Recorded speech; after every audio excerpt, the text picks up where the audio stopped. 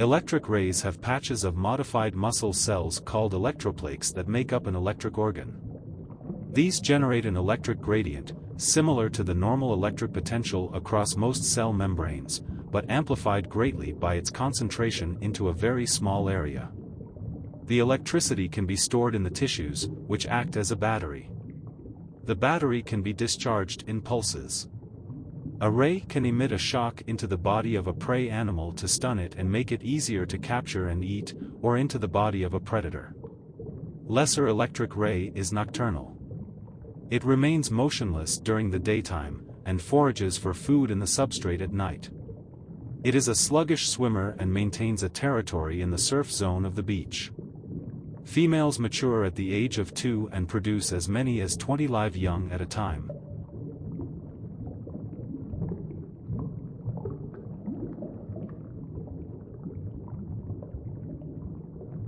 Solitary and nocturnal, the Pacific electric ray can generate up to 45 volts of electricity for the purposes of subduing prey or self-defense. It feeds mainly on bony fishes, ambushing them from the substrate during the day and actively hunting for them at night. Reproduction is aplacental viviparous, meaning that the embryos are initially nourished by yolk, later supplemented by histotroph, uterine milk, produced by the mother. Females bear litters of 17 to 20 pups, probably once every other year.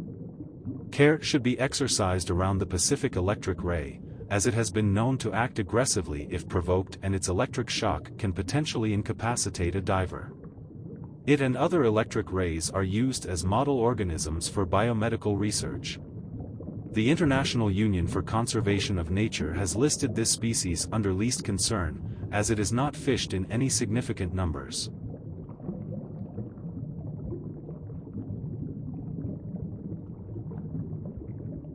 Like other members of its family, the Atlantic torpedo is capable of generating a powerful electric shock from a pair of kidney-shaped electric organs in its disc.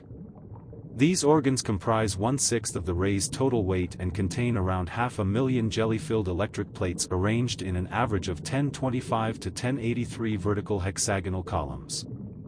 These columns essentially act as batteries connected in parallel, enabling a large Atlantic torpedo to produce up to a kilowatt of electricity at 170 to 220 volts, provided that it is well fed and rested. Solitary in nature, it is often seen resting on or half buried in the substrate during the day, becoming more active at night.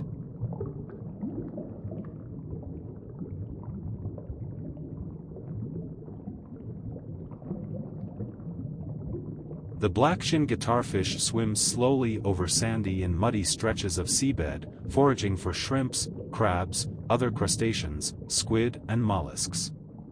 Males reach sexual maturity at a length of about 1 meter long. This fish is ovoviviparous, the eggs being retained in the uterus of the female and the developing young being nourished first by a yolk sac, and later by uterine secretions. It is a low-fecundity fish, and mature individuals aggregate off the coast seasonally to deliver their young and mate.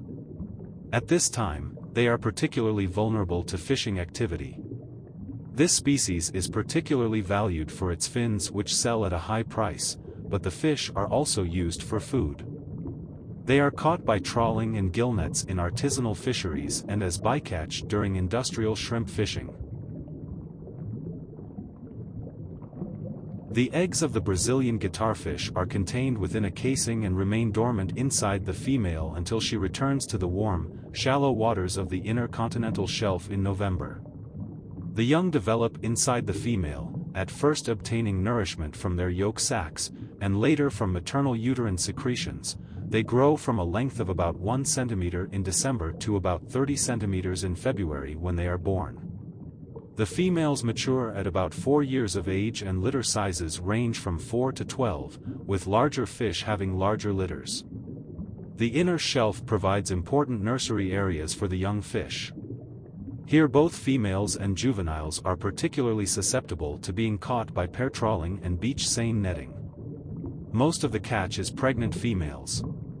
Later in the year, the adults disperse more widely over the inner shelf and are caught by otter trawling. Sawfish are a family of rays characterized by a long, narrow, flattened rostrum extension, lined with sharp transverse teeth, arranged in a way that resembles a saw. They are among the largest fish, with some species reaching lengths of about 7 meters. The rostrum, unique among jawed fish, plays a significant role in both locating and capturing prey. The head and rostrum contain thousands of sensory organs, the ampullae of Lorenzini, that allow the sawfish to detect and monitor the movements of other organisms by measuring the electric fields they emit. Electroreception is found in all cartilaginous fishes and some bony fishes. In sawfish, the sensory organs are packed most densely on the upper and underside of the rostrum, varying in position and numbers depending on the species.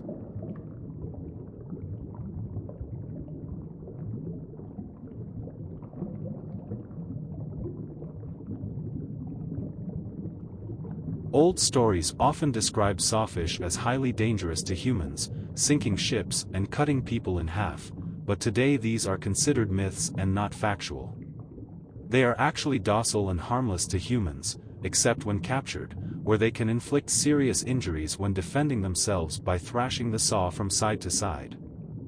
The saw is also used in self-defense against predators such as sharks that may eat sawfish.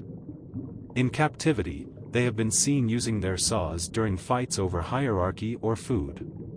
Sawfish are predators that feed on fish, crustaceans, and mollusks. Old stories of sawfish attacking large prey such as whales and dolphins by cutting out pieces of flesh are now considered to be wholly unsubstantiated. Humans are far too large to be considered potential prey. Sawfish were once common, with habitat found along the coastline of 90 countries, locally even abundant, but they have declined drastically and are now among the most threatened groups of marine fish.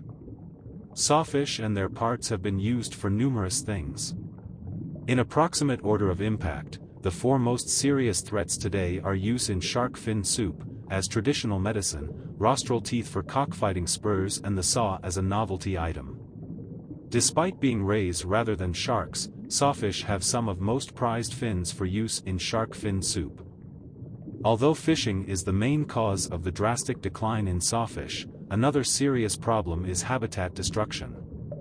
Coastal and estuarine habitats, including mangrove and seagrass meadows, are often degraded by human developments and pollution, and these are important habitats for sawfish, especially their young. Changes to river flows, such as by dams or droughts, can increase the risk faced by sawfish young by bringing them into more contact with predators.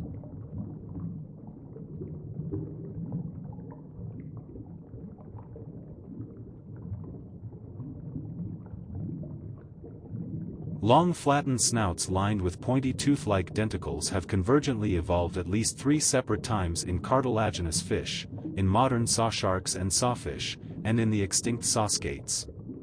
This repeated apparition suggests that saws are just incredibly useful and relatively easy to evolve structures for these types of fish, being both highly sensitive to bioelectric fields and able to physically slash and stab to kill prey. Onchopristis was a saw skate that lived in both saltwater and freshwater, and was probably a bottom-dwelling ambush predator. Whenever a denticle was lost from its saw, a larger one would grow to replace it, and over the life of an Onchopristis this resulted in an increasingly extreme amount of saw asymmetry.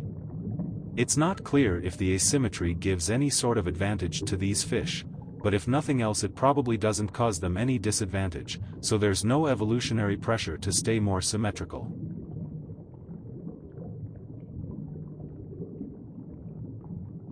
Leg skates are a family of skates found at depths below 200 meters. They are bottom-dwelling fishes found on the continental slopes of tropical and subtropical waters. The flat shape of rays allows them to lie on the ocean floor, resembling a part of the substrate like sand or mud. This provides them with effective camouflage, helping them avoid predators and ambush prey. They use their pectoral fins to create a wave of water that lifts sediment and reveals buried prey. The ray then uses its mouth to capture the exposed prey. Like other bathoids, clearnose skates exhibit walking, or punting, along the benthic substrate using their modified pelvic fins. To propel itself forward via punting, a skate first anchors its pelvic fin into the seafloor and then pushes the fin toward its tail. During this action, the rest of the body of the skate remains motionless. Another form of swimming locomotion in this species is through the undulation of the pectoral fins.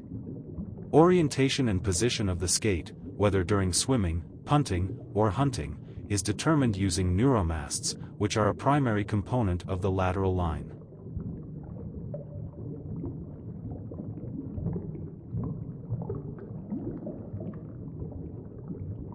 The eastern shovelnose stingaree is endemic to coastal waters off southeastern Australia. This species has a rounded pectoral fin disc wider than long, a fleshy snout forming an obtuse angle, and a relatively short tail terminating in a caudal fin.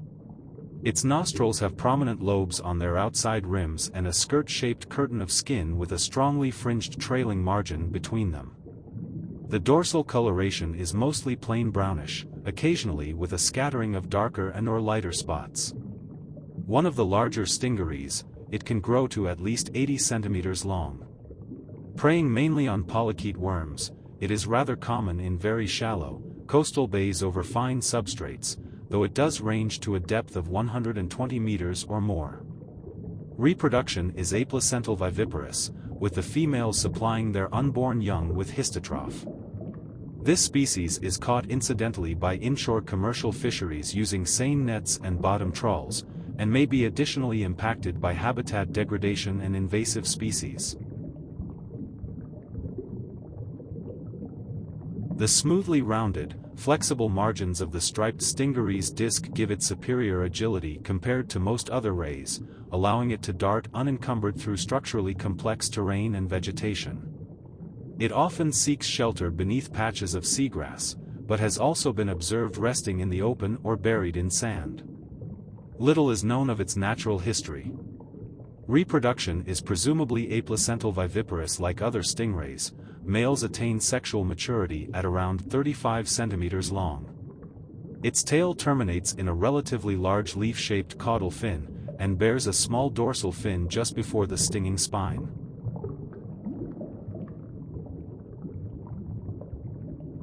Yellow stingrays are relatively small, with a disc width typically reaching up to about 45 centimeters. They have a distinctive yellow or yellowish-brown coloration, which contributes to their name.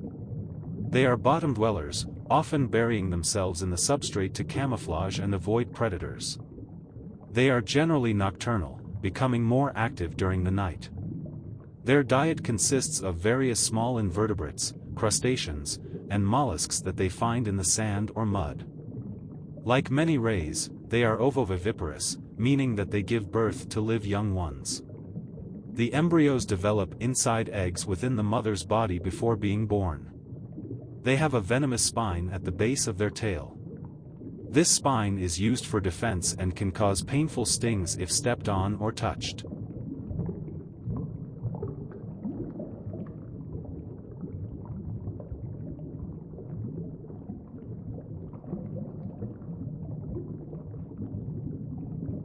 Lesibiobatis lived in a shallow warm sea covering what is now Italy, with its 3 known fossil specimens all coming from the fish-rich Monte Balca fossil beds.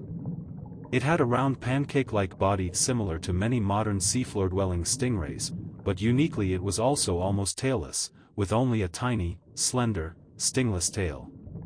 It wasn't a particularly strong swimmer, instead probably spending most of its time buried in the muddy seafloor sediment.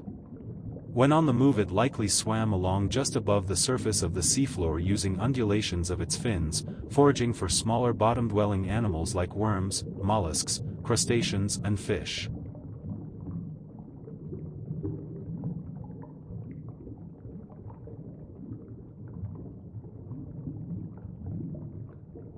The red stingray primarily inhabits shallow, sandy habitats close to shore, and has been known to enter brackish water. It has a diamond-shaped pectoral fin disc and gains its common name from its bright orange-red underside. There may also be patches of orange at various spots on its upper surface. Most individuals are no more than 1 meter long. As an apex predator in nearshore demersal food webs, the red stingray plays a significant ecological role. Crustaceans are the most important component of its diet, followed by small bony fishes and then annelid worms, while mollusks are seldom consumed. The venomous tail spine of the red stingray is potentially injurious to humans. The Ainu once used the dried tail spine, with the toxic sheath intact, as a weapon. This species is an incidental catch of commercial fisheries targeting flounder and other bottom-dwelling fishes, using bottom trawls, gill nets, set nets, and line gear.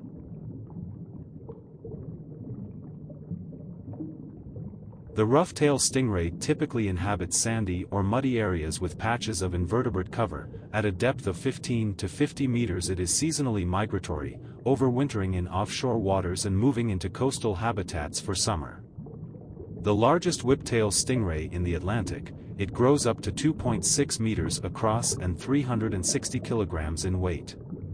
The many thorns on its back and tail serve to distinguish it from other stingrays that share its range. Sharks and other large fishes, in particular the great hammerhead, prey upon this species. It is reportedly not highly active, spending much time buried in the sediment. It is a generalist predator whose diet generally reflects the most available prey in its environment. It mainly captures prey off the bottom, but also opportunistically takes free-swimming prey.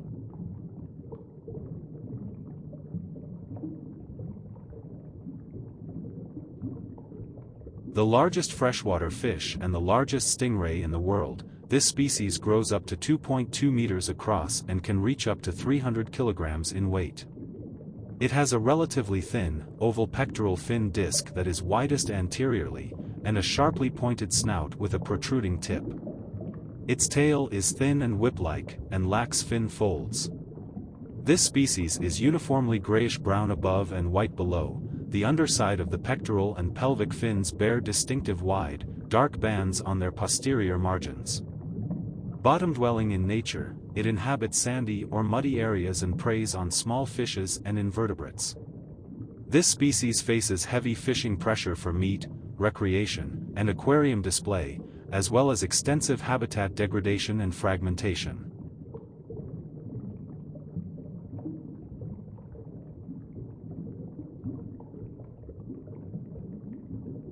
Xingu River ray reaches up to 40 centimeters in disc width and 20 kilograms in weight. Females grow larger than males. It is a venomous stingray that contains venom localized at its dentine spine in its tail. While the ray's venom composition does not change with maturation, the venom toxicity decreases as rays get older. On the other hand, ray's jaw shape, stiffness, and mineralization are strengthened with age, which allows mature rays the ability to consume hard-shelled invertebrates. These changes in traits with maturation reflect the different pressures rays experience in terms of functions such as feeding and avoiding predation during different maturity stages. Discus ray mainly feeds on fish, but also take invertebrates such as insects and crustaceans, and it is a top predator in its habitat. Adults are found in relatively deep waters in main river channels, but move to shallower waters to feed at night. After a 9-month gestation, the female give birth to an average of 2 young with a disc width of about 16 centimeters. Juveniles are found in relatively shallow waters at sandy beaches and in creeks.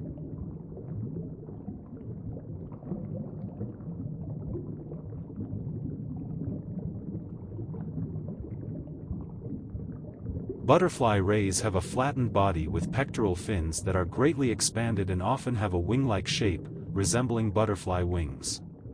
The tail is typically long and slender, and there is no stinging spine at the base of the tail, unlike some other ray species.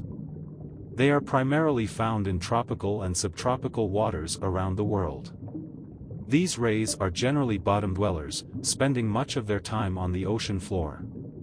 They are known for their graceful swimming movements, often gliding above the seafloor using their pectoral fins. Butterfly rays are generally harmless to humans. They do not possess a stinging spine like some other rays, but caution should always be exercised when handling any wild marine species.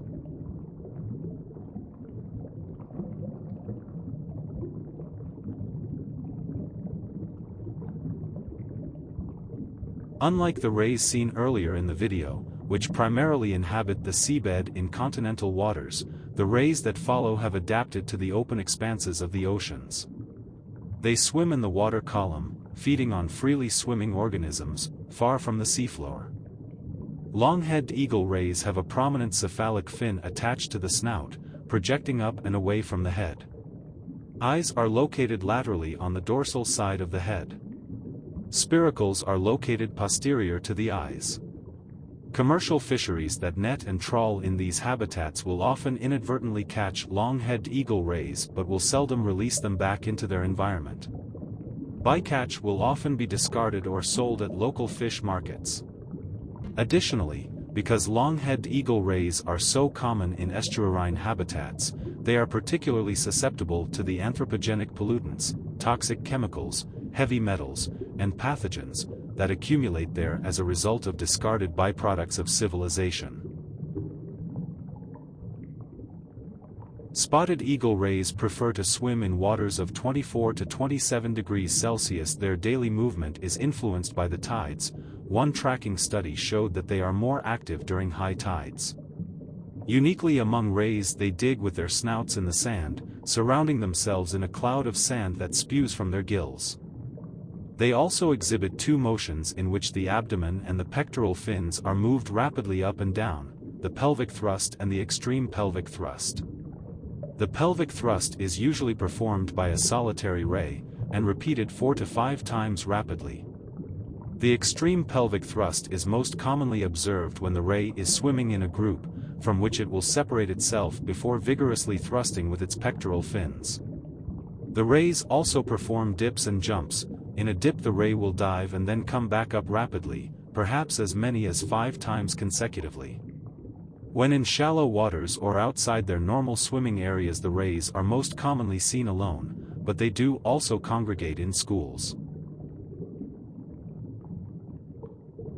Bull rays are benthopelagic feeders, which means that they feed on the sea floor and the water column. They feed on various invertebrates including crabs, hermit crabs, squids, prawns, gastropod and bivalve. They often cause damage to clam and oyster farms.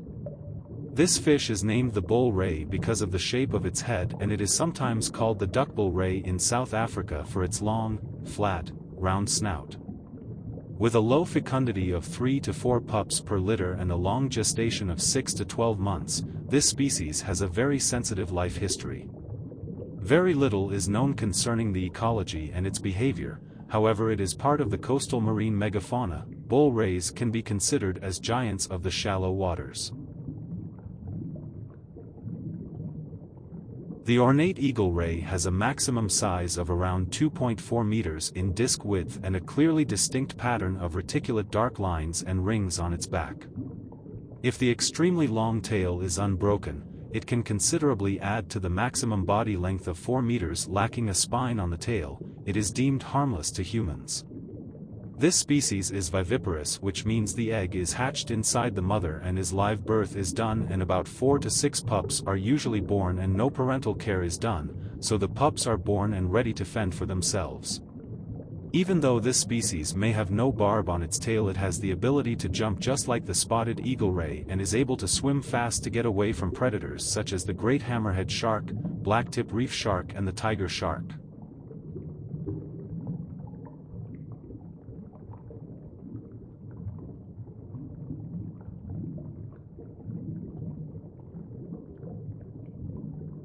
The average lifespan of a giant devil ray is 20 years. It is an epipelagic species. It has a very low reproductive capacity.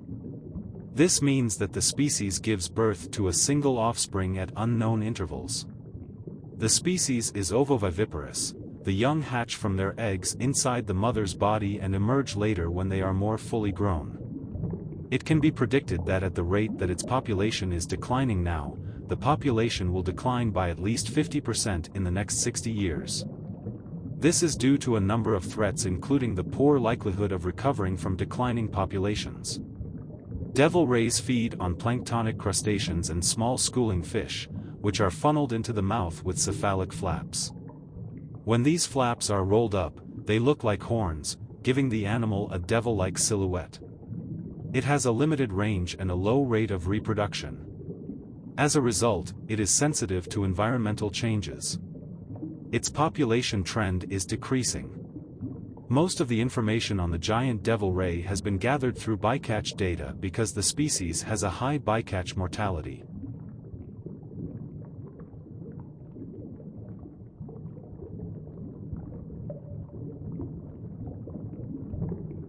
Monk's devil ray is a large fish with a horizontally flattened body, bulging eyes on the sides of its head and gill slits on the underside.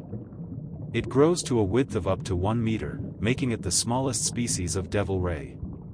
On either side of its central disc, it has wide, pointed pectoral fins with which it swims. A pair of fleshy lobes protrude from the front of its head, enabling it to funnel food into its mouth as it moves through the water. Its dorsal fin is small, its tail is long and slender, and does not bear a spine.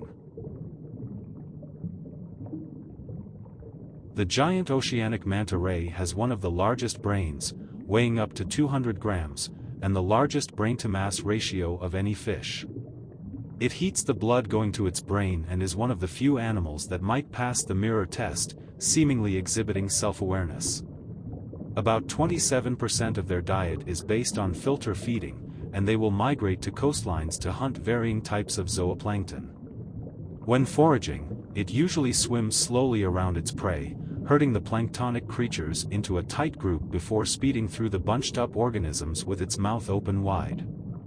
While feeding, the cephalic fins are spread to channel the prey into its mouth and the small particles are sifted from the water by the tissue between the gill arches. Because of its large size and velocity in case of danger, 25 km/h escape speed, the oceanic manta ray has very few natural predators that could be fatal to it. Its population has decreased drastically over the last 20 years due to overfishing. There is also the threat of microplastics in the diets of oceanic manta rays. A 2019 study in Indonesia was performed to determine if the filter-feeding megafauna of the area were accidentally ingesting microplastics, which can be eaten by filter feeders. The results of the study provided ample evidence that filter feeders that lived in the area were regularly consuming microplastics. Manta rays that consume microplastics harboring these pollutants can suffer from a variety of health effects that range from short-term negative effects such as the reduction of bacteria in their guts, or long-term effects including pollutant-induced weakening of the population's reproductive fitness over future generations, which could negatively affect population levels of the rays in the future.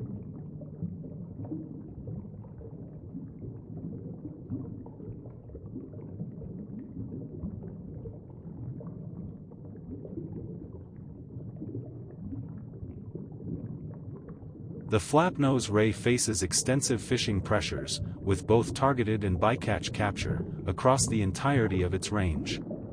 These pressures originate from various fishing methods, including demersal trawl, purse seines, tangle nets, set nets, gill nets, drop lines, long lines and Danish seine. The rays are often retained for human consumption or processed into fish meal. Its population has undergone alarming declines throughout its range. In various regions, substantial population reductions have been observed, ranging from 50% to 79% over the last 3 generation lengths, in 44 years.